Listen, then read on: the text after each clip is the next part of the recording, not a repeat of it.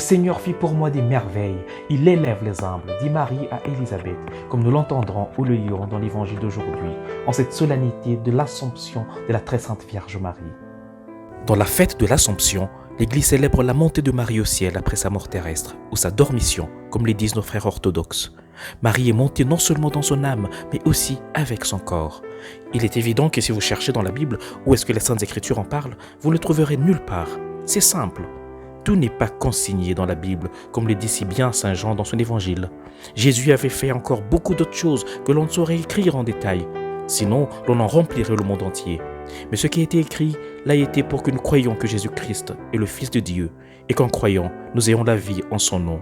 La Bible nous rappelle plusieurs récits des corps disparus ou enlevés. Rappelons-nous d'Enoch, qui avait été enlevé par Dieu pour ne pas connaître la mort. Il disparut et n'a plus été vu. Ou Moïse, qui après sa mort fut enterré dans la vallée au pays du Moab. Mais personne ne sait où se trouve sa tombe.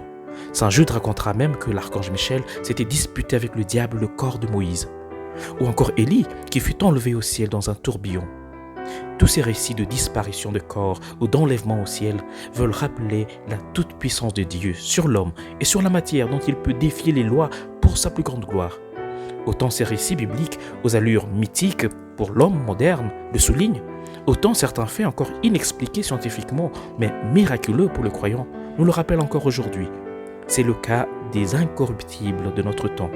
Pensons au corps de la sainte Bernadette de Lourdes ou de saint Padre Pio de Pietrelcina, qui sont restés intacts aujourd'hui, plusieurs années après leur mort. Célébrer l'Assomption, c'est célébrer la grandeur des dieux qui s'est penché sur Marie après sa mort, comme elle-même le chantait déjà dans son Magnificat.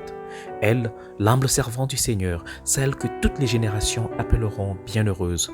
L'Église croit fermement que le corps virginal qui a porté le Verbe de Dieu ne pouvait connaître la corruption du tombeau. Voilà pourquoi la Vierge Marie, après avoir achevé le cours de sa vie terrestre, fut élevée corps et âme dans la gloire céleste, pour ressembler plus parfaitement encore à son Fils, Seigneur des Seigneurs et vainqueur du péché et de la mort, préfigurant ainsi ce qui attend tout croyant et que nous proclamons dans la foi en Jésus-Christ et en la résurrection de la chair. Marie est la véritable arche, le tabernacle saint qui a accueilli le Verbe de Dieu. En elle, la parole qui au commencement était avec Dieu et qui au commencement était Dieu a pris chair et s'est fait homme.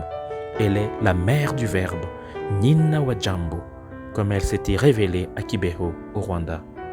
Heureuse donc celle qui a porté en son sein le Fils de Dieu et l'a nourri de son lait, comme nous le lisons dans Luc 11, 27. Mais plus heureuse encore est Marie, comme nous l'explique Jésus, parce qu'au-delà des liens de sang, elle est celle qui a écouté la parole de Dieu qui en elle s'est fait chair et l'a gardée fidèlement. Aujourd'hui au ciel, elle partage sa gloire, corps et âme, comme son Fils Jésus.